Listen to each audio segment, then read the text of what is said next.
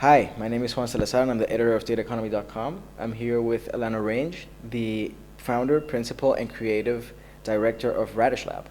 Welcome, Alana. Thank you. You just gave a talk, an amazing talk, in my opinion. What did you just talk about here at Data Neighbors? Oh, well, I talked about how to visualize data and think about data from a storytelling perspective. So how can you take all of those numbers and actually communicate them to people in a way that is interesting and engaging and creative?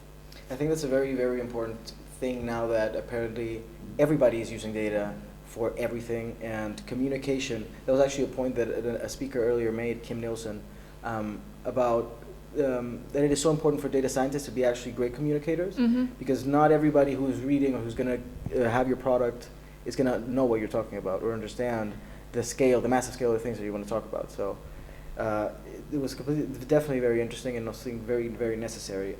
You have a very impressive background in my eyes. You built a career in media production, in journalism, and also in creative and interactive graphic design. What role has data played in the sort of career build-up?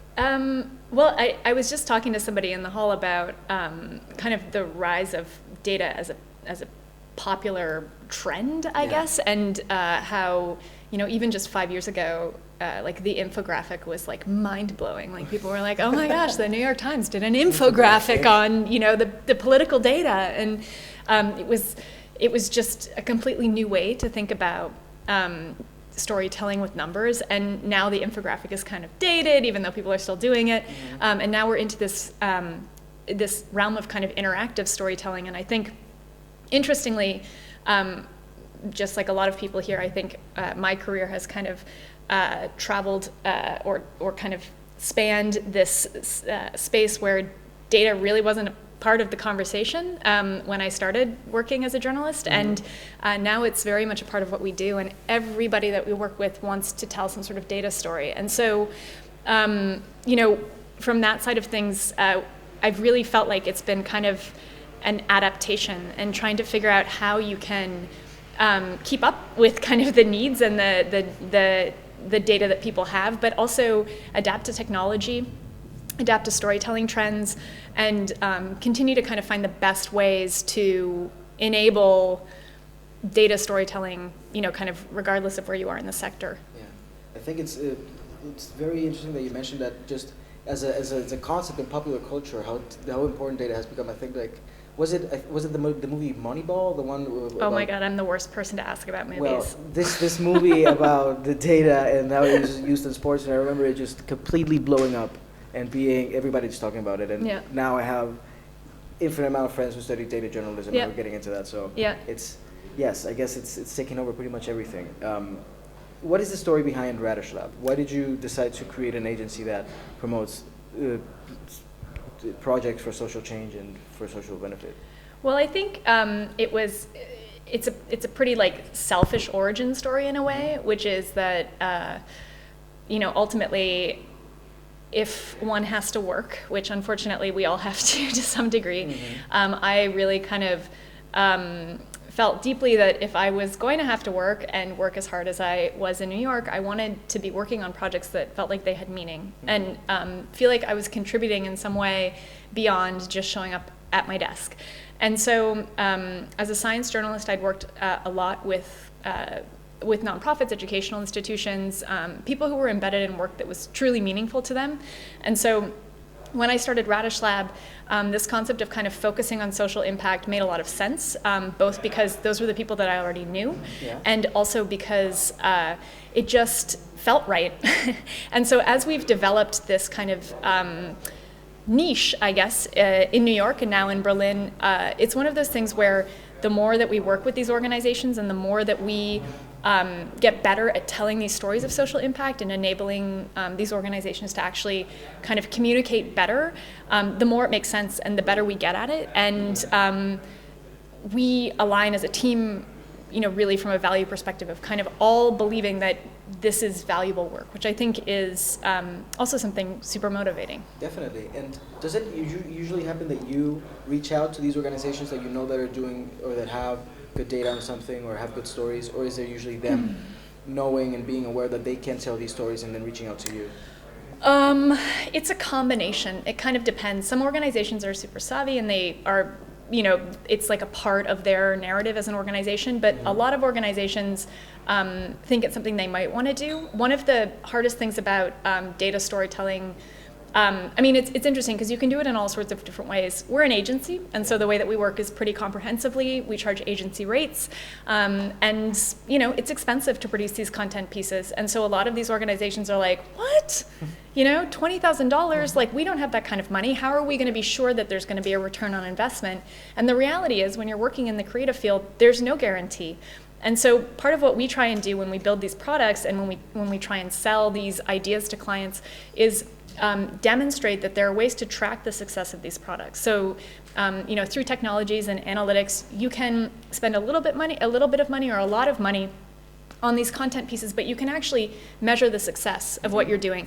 So that we tend to think that, on average, these pieces do pretty well and do better than kind of producing a text piece or something like that. Yeah. But you're actually able to kind of track them, and then with that, the organizations can have more confidence going into actually spending that money and producing those content pieces because they know that they'll have something to show at the end of it. Yeah. And so it's really, it's kind of a combination. Some people come to us and they're like, help with the data, and some people are just like, we're working with them already and we spot the data and we're like, hey guys, what if you thought about this? And it's a real combo deal. Yeah, so I guess that data or working with data-intensive companies has also maybe influenced the way that you work or the way that you think or the way that you communicate. Yeah, I think so. And I think especially because we're working with organizations focused on kind of helping people, improving the world, having impact. Tracking impact, measuring success, measuring value is a huge part of what these organizations are trying to do. So, you donate $1 to save the children, like what happens to that dollar? Exactly. That's such a huge conversation. And more and more organizations are like, crap, we really need to figure this out. Like, how are we going to demonstrate the value that we're and where these dollars are going? And so in our particular field, it's a huge part of the conversation. And from a data perspective, I think there's a lot of potential to use data to help people understand the value of an organization's mission and where those dollars are going when you're dealing with a nonprofit. I see. I wanted to go to a different topic, finally not data. You are an entrepreneur and you're a journalist as well, and obviously you're a woman, and something that we're trying to put into the conversation with Data Natives is the representation of women in tech. We're trying to promote that, and I wanted to know who's been your biggest inspiration, to be an entrepreneur, to be a journalist, and what role you think gender representation plays or should have in the media or should have in education to foster sort of a new generation of women in positions of power. Yeah, that's a good question. I wish that I had some sort of like genius answer for who my inspiration has been, but I do think that kind of like very active focus on gender equality in this field is so important. Yes. And it is just kind of so depressing how long it's taking to actually get to a place where at conferences like these, there's as many women as there are men. And I think that, in terms of like creating a dialogue and creating a space where women feel safe and feel supported and also just feel welcome to talk about this stuff in the same way that, that their male colleagues are. I think conferences like this are a great opportunity to kind of do that. And I love that it's run by women. And I think that, in terms of just a lot of the people who are producing this data and doing the work are women. And that's something where, I think the more that we can surface that, the more you kind of inspire young women to kind of follow that career path, which is something that a lot of people just want to do, but they don't necessarily have the confidence to pursue. It's paradoxical, as you say, that most of the people who produce or work with data are women, but then you only see men on the stage. You only see publications by men. You only see that sort of thing. Just to wrap it up then, why did you decide to join the conference? Are you looking forward to anything in particular? Lunch? No. Yes, me too. So we just moved to Berlin. Radish Lab is an agency that's based in Brooklyn right now, and we just opened a Berlin office, or we're in the process of doing that.